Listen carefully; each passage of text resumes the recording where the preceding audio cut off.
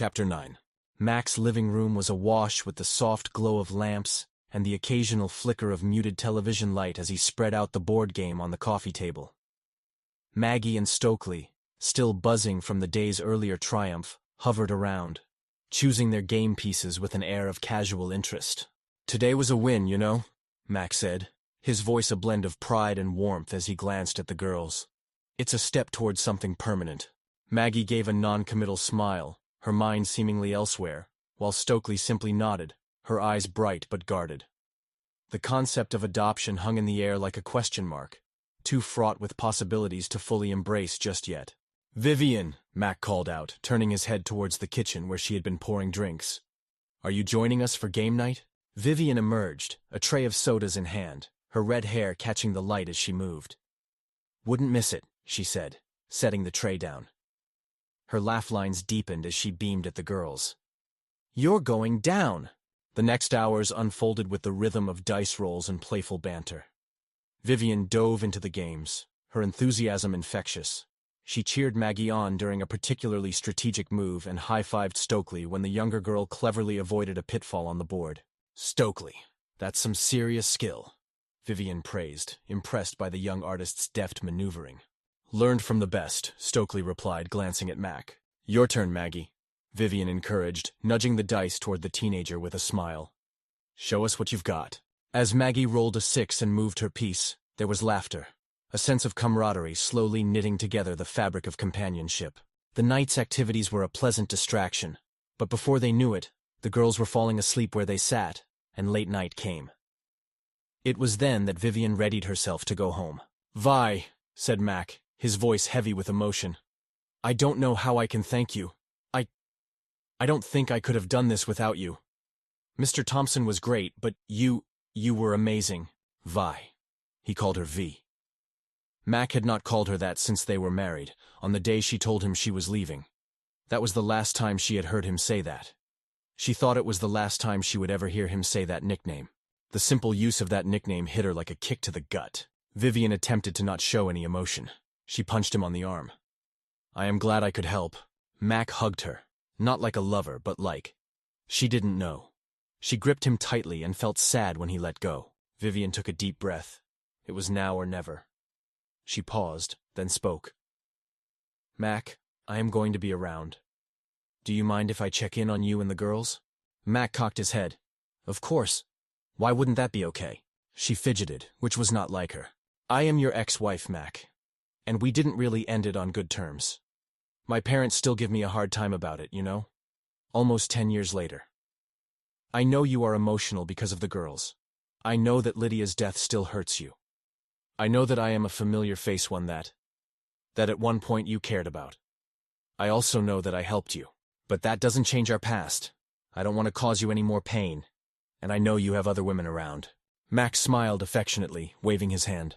"That is water under the bridge. Come and check on the girls any time." "Wait. What? What other woman?"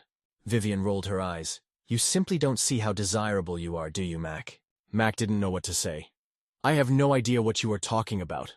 Vivian laughed. She moved to leave and then stopped. "Mac, can I ask you a favor?" "Yes, of course. I have to go back to the city for a bit to deal with something. But when I come back, would you accompany me to a fundraiser with my parents? I know they would love to see you, and I cannot take anyone else. It would complicate things." Mac hesitated for a moment, processing Vivian's request. His mind raced with memories of their past together and the lingering emotions that still stirred within him. Her sudden invitation to a fundraiser both intrigued and unsettled him, but he couldn't deny the pull of curiosity about her intentions. After a beat of quiet contemplation, Mac finally spoke, his voice calm but tinged with uncertainty. He quickly made his decision. "I would be happy to accompany you, Vivian. It's been a long time since I've seen your parents, and it might be good to put some old ghosts to rest." Vivian's eyes held a mix of relief and something unreadable as she nodded in response. "Thank you, Mac. It means a lot to me." As she turned to leave once again, Mac couldn't shake the feeling that there was more beneath Vivian's composed exterior, something unresolved. He decided he wouldn't think about it, not tonight. A couple of days later, the aroma of roasted chicken filled the dining area as they all sat down for dinner. Vivian decided to join them as she was getting ready to return to the city. She didn't tell Mac why she had to go, and Mac didn't ask. Vivian decided that before she left, it was time to take the opportunity to delve deeper into the lives of the two girls who were becoming a significant part of Mac's world. Maggie, Stokely, she began, her voice earnest over the clinking of cutlery. I've seen the incredible things you both do. Maggie, your quick thinking is something else. And Stokely, your art is breathtaking. I'm curious. What are your dreams? What's the big aspiration? Maggie paused, a forkful of food halfway to her mouth, taken aback by the directness. I don't know, she admitted, her blue eyes reflecting a mix of surprise and contemplation. I guess I've never let myself think that far ahead. Then think now, Vivian urged gently, her gaze holding Maggie's. Nothing's off the table. Maybe writing, Maggie said after a moment, the idea seeming to take shape as she spoke. Stories or something. Stories have power, Mac chimed in, his literature-loving heart evident in his tone. They change the world. Stokely played with her napkin, considering the question. I want to paint, she said finally, her voice soft but certain. Big murals that tell stories without words. To make places beautiful, you know? Beauty is essential, Vivian agreed, nodding. And so is chasing what makes you feel alive. Their conversation continued, meandering through hopes and hypotheticals, with Vivian listening intently, offering words of encouragement here and a shared dream there. It was a simple evening, yet pivotal in its own right, a family dinner where futures were contemplated and hearts began to open. The frisbee sailed smoothly through the air, a vibrant arc against the clear blue sky. Mac caught it with a deft hand and chuckled, his eyes crinkling at the corners as he sent it whirling back to Maggie.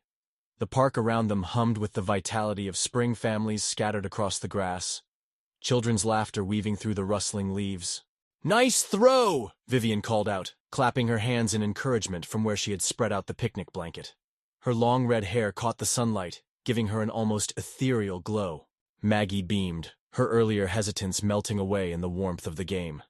Stokely, not far off, was setting up a makeshift canvas against a tree, her fingers already smudged with paint from capturing the scene before her. Come on, Vi, you're up, Mac beckoned, gesturing towards the spot next to Maggie. With an agile leap to her feet, Vivian joined the game, laughing as the frisbee narrowly missed her grasp. I'm a bit rusty, she admitted, though her spirit never faltered. Next round you'll nail it, Maggie encouraged, tossing the disc back to her with a grin that spoke volumes of the day's success.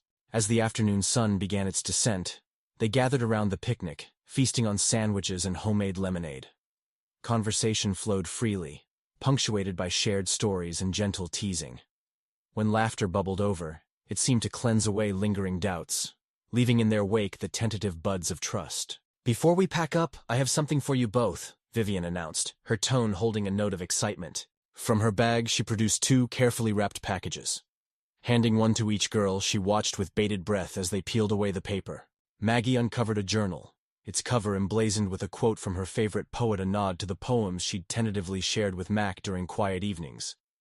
Stokely revealed a professional set of watercolor paints, the kind she had longingly eyed in art store windows but never dared to dream of owning. Vivian, this is... Thank you, Maggie whispered, her voice thick with emotion as she ran her fingers over the embossed letters. Stokely held her breath, the paints cradled in her arms like precious gems. How did you know? She asked, awestruck. Mac told me about your poetry, Maggie. And Stokely, I saw the passion in your eyes when you looked at your paintings, Vivian replied, her heart swelling with hope.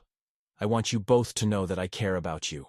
Looks like someone's been paying attention, Mac teased gently, a proud smile tugging at his lips. Really, these are amazing gifts, Stokely admitted, allowing herself a moment of vulnerability as she met Vivian's gaze.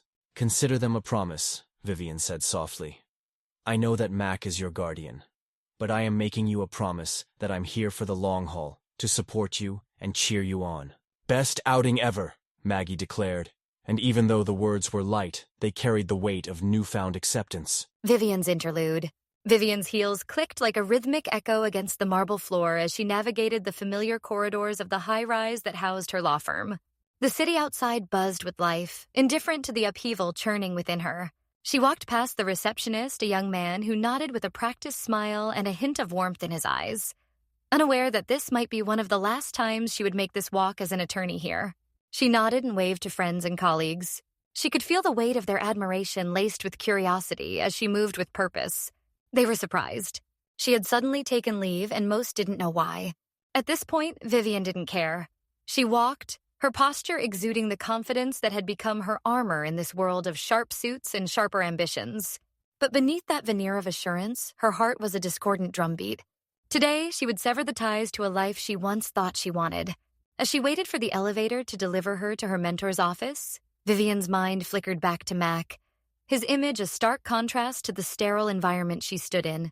He was the embodiment of comfort, his soft brown hair a testament to his gentle wisdom. She pictured his kind eyes, firm hands, and beckoning lips. There was an authenticity about him that this city, with all its shimmering facades, sorely lacked. The elevator dinged, pulling her from her reverie. She stepped inside, alone with her thoughts as she ascended. It wasn't just Mac she hadn't been honest with. She had been dishonest with herself, too. 6 weeks ago, almost to the day, Vivian had taken leave from the law firm and returned home. That day felt like so long ago. At the time, she had been running away from her fiancé, Marcus. Yes, she has a fiancé. Had a fiancé. After Vivian left, Mac had moved on to Lydia. Vivian swore off men. She left Mac, who was both everything she wanted and at the time, everything she feared. So she left. She broke his heart and her own, leaving without really looking back. She came to the big city, started and finished law school, and was hired for the job of her dreams. That is when she met Marcus Gates. Marcus, with his polished charm and political connections, had seemed like the right choice after Mac, though it had taken some time for her to let him into her life. He was everything she had convinced herself she needed. Handsome, rich, ambitious, and influential, truly a fitting match for her own drive. Now, she was trying to remember why those qualities seemed important. Thoughts of Marcus led her to thoughts of Lydia. They had been friends, having met Mac at the same time in college. Lydia had been interested in Mac, but backed off after Vivian and Mac started dating. When Vivian left, Lydia stayed. She picked up the pieces of Mac's heart after Vivian broke it. She was glad they had gotten together, even if it had made her jealous at the time. Now Mac was dealing once more with major heartbreak. He had been left behind by a woman he loved. Again, pain brought by someone you trust is particularly penetrating. Not that Lydia's departure was her fault. Damn. Vivian wished she had reached out to Lydia before she died. Vivian should have told Lydia how much she loved her. How thankful she was that Lydia mended Mac's broken heart. How she was sorry that she got in Lydia's way in the first place, and finally, sorry that she left Mac alone. She had made a real mess of those early days in life. The irony is that Vivian was once again leaving someone she loved, or maybe just thought she loved, behind. Marcus. As the doors opened, ushering her into the quiet hallway that led to resignation, her overactive mind replayed the moment she had discovered Marcus's infidelity. It was not the pain of betrayal that had stung the most. It was the clarity it brought. Handsome he may have been, but in his duplicity, Marcus had unwittingly held up a mirror to her own life choices. She realized she didn't want someone like him after all. Vivian paused before the frosted glass door labeled with her mentor's name. Taking a deep breath, she straightened her jacket, the fabric whispering over her lithe frame. She was ready to face whatever came next. With a final glance at her reflection, the woman staring back seemed to affirm her resolve. Goodbye, Marcus. Goodbye, this life. She whispered to no one, stepping forward to knock on the door. In that knock lay the end of one chapter and the beginning of another one where maybe, just maybe, she could find what truly mattered. Vivian looked down at her phone and saw the many text and phone messages that Marcus had left her. It was her work cell. She would have to return it momentarily. She had ignored all of them and had turned off her phone the second she returned home, only turning it back on over a month later when she decided to come back and deal with her choices. There were a lot of messages from Marcus, mostly complaining about being left behind. She was slightly incredulous at his communications. No apology for his cheating or the fact that it had been with her paralegal, Jenny. Someone she had trusted. No understanding of the hurt he caused. Nothing. Just a, when are you coming back? And, you aren't going to see that professor with the dead wife, are you? What a jerk. The thought made Vivian re-examine her relationship with Marcus. Really go over it. Vivian's interlude with Marcus had been like a siren's song, luring her with the promise of shared ambitions and a life gilded with the trappings of success. The desire for power and prestige had seemed like her North Star, guiding her away from Mac's tranquil orbit. Yet, as she walked toward her mentor, Daniel Cartwright's office, she felt an overwhelming sense of irony.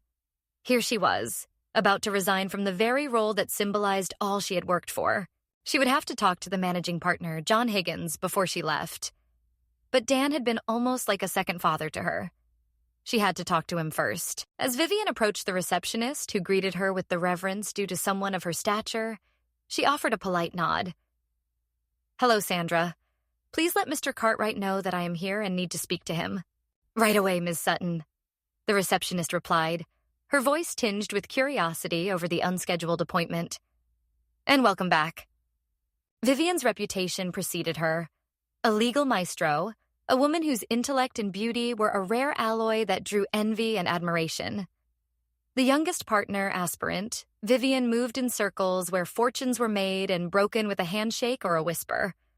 Yet there was no triumph in her stride today, only resolution. Waiting outside Mr. Cartwright's office, she ignored the stares and whispers of associates passing by.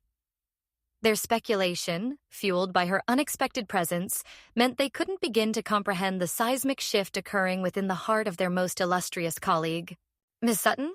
He'll see you now," the receptionist beckoned.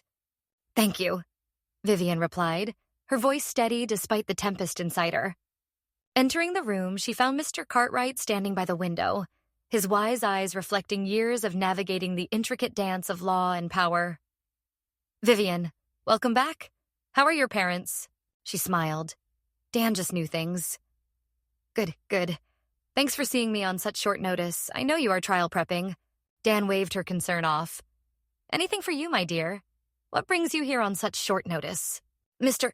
Cartwright?" she began, the weight of her decision anchoring each word. "I've come to discuss my future with the firm." "Indeed?" His eyebrows arched, sensing the gravity behind her words. "Indeed," she confirmed, her gaze never wavering. In that moment, Vivian understood that the allure of ambition was nothing compared to the richness of a life lived with authenticity. And as she prepared to unravel the threads of her meticulously woven career, she couldn't help but wonder if the tapestry of her life might still hold a place for the quiet professor who had taught her the true meaning of passion. "And what is it that we shall discuss concerning your future?" Mr. Cartwright prompted gently, drawing her back to the now. Swallowing hard, Vivian drew in a deep breath, as if the air in this high-rise could somehow fortify her resolve. "I wanted to let you know that I will be tendering my resignation, effective immediately. My family need me, and I need a change." Mr. Cartwright simply watched her. "But that's not all, is it? That ex of yours, Elliot, the professor. You saw him, didn't you? He wasn't accusing, just curious." "Yes," she simply stated. "Lydia, his wife, my friend.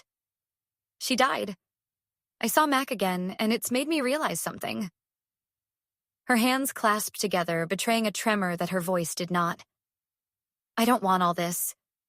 She gestured vaguely to the cityscape beyond the window. "Not anymore." The words hung between them, heavy and irrevocable. Mr. Cartwright leaned back into his chair, steepling his fingers as he regarded her. "You still care for him. Want to be with him."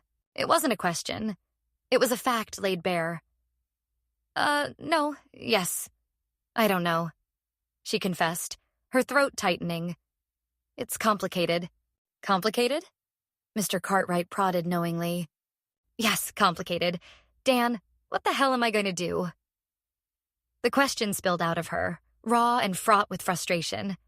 Vivian's eyes darted away, focusing on an abstract painting on the wall, anything to avoid the keen insight in her mentor's gaze. "I left him once, and now he has foster children, 2 girls that will most likely become his daughters. He loves them, Dan. Like really loves them. It's evident in every word, every look. He won't let them go, not for anything." "And you think you can't fit into that picture?" Mr. Cartwright asked softly. Vivian laughed, but there was no humor in it, just a hollow acknowledgement of her own perceived shortcomings. "I'm not mother material. Lydia would have been perfect for all this. Me? I've always been selfish, a bit too caught up in my own world. And vapid, Maybe that too.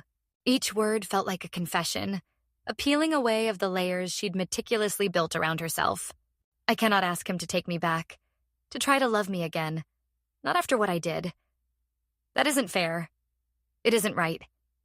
Again, Dan, you're the smartest person I know. What the hell am I going to do? Vivian, Mr. Cartwright said, his tone warm and firm. You're more than your fears and less of your doubts than you think. Growth isn't just for saplings. It's for the mighty oaks, too. First, you need to allow that growth to take root. Vivian had a hard time meeting her mentor's eyes. But what does that mean, Dan? He gave her a gentle smile. It means you are a different person and experience changes people. Tell me, you have feelings for Mac, correct? She nodded. Then you need to tell him. Let him know how you feel. Then put it in his court. His smile grew wider.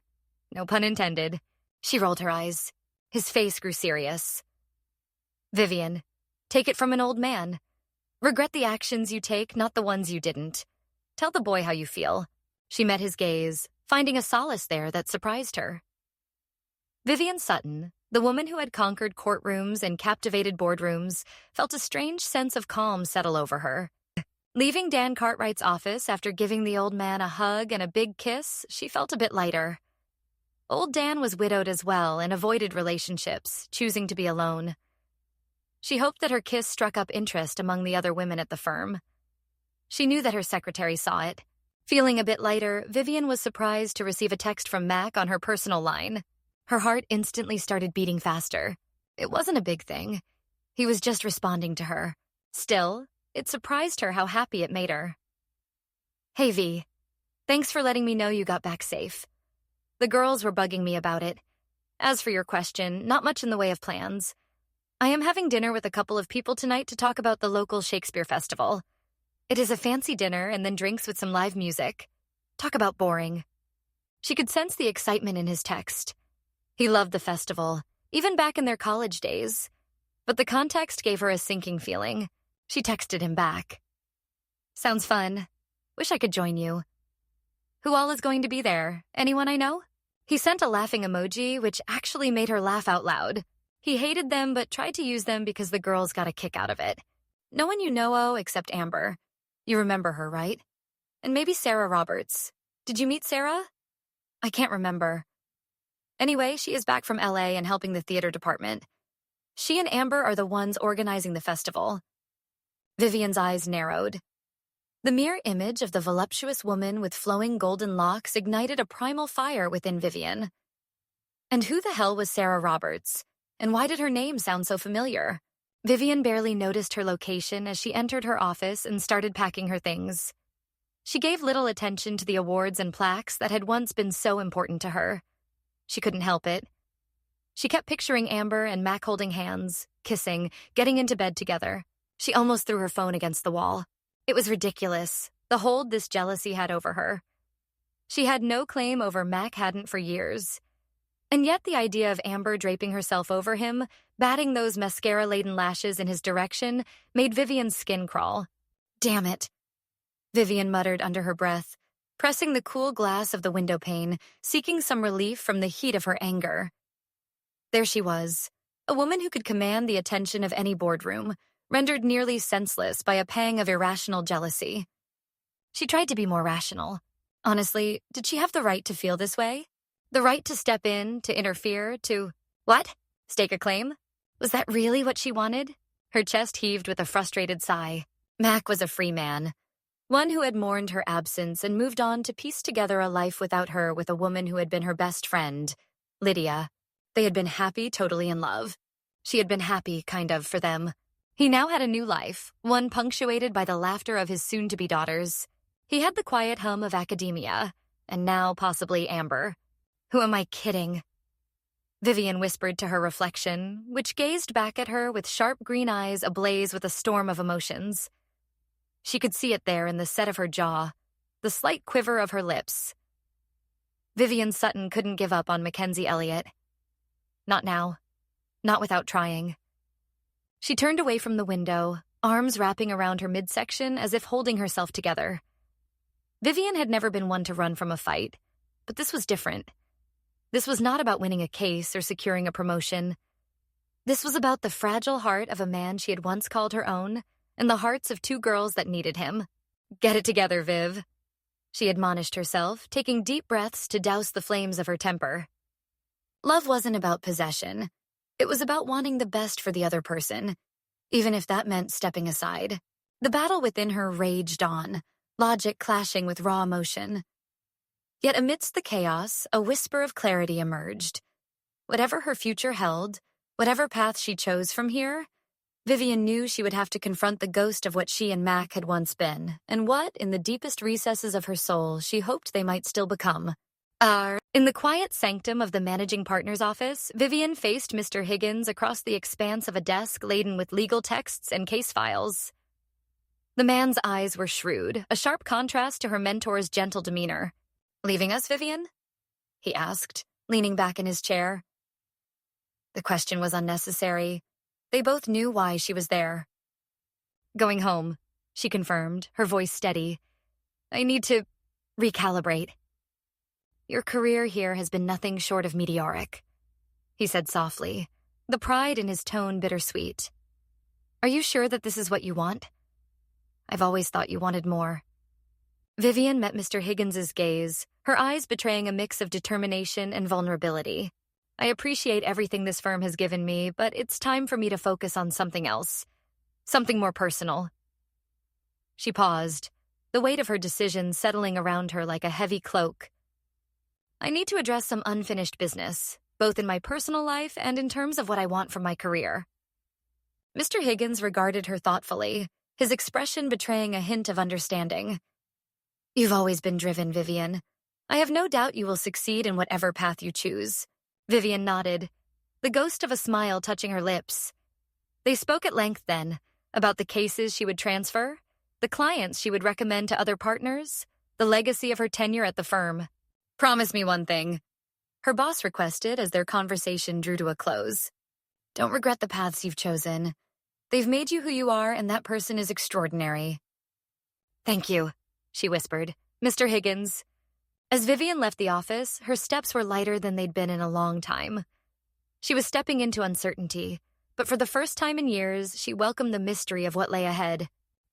With all her things in hand, Vivian finally made her way home. The office had been a madhouse when the partners and other associates got wind of her resignation. There was so much commotion that Vivian had actually turned off her personal phone. When she got back to her apartment, Vivian twisted the key in the lock of the home she shared with Marcus, her mind still reeling from her tumultuous emotions. The door swung open to reveal the unmistakable tableau. Marcus on the couch, his arm draped nonchalantly around a woman whose smirk was as revealing as the scant clothing she wore. It was Jenny, her ex-paralegal. "Viv," Marcus said, a hint of irritation lacing his otherwise smooth tone. "This is unexpected." Vivian's gaze swept over them, a mere flicker of indifference. And whatever remnants of attachment might have clung to her heart disintegrated into dust. She felt nothing. Not even the sting of betrayal she thought she would. There was only the resolute calm of decision. "Clearly," Vivian replied, her voice carrying an edge of cool detachment. She strode past the entwined pair, heading directly for the bedroom. There was no dramatic confrontation, no eruption of scorned fury, just the matter-of-fact motions of someone who had already left in every way that counted. Marcus followed, his confusion evident in the furrow of his brow. "Viv, what are you doing?" he asked, trailing after her like a shadow out of step. "Reclaiming my life?" she answered crisply, pulling a bag from the closet and tossing clothes in with swift efficiency.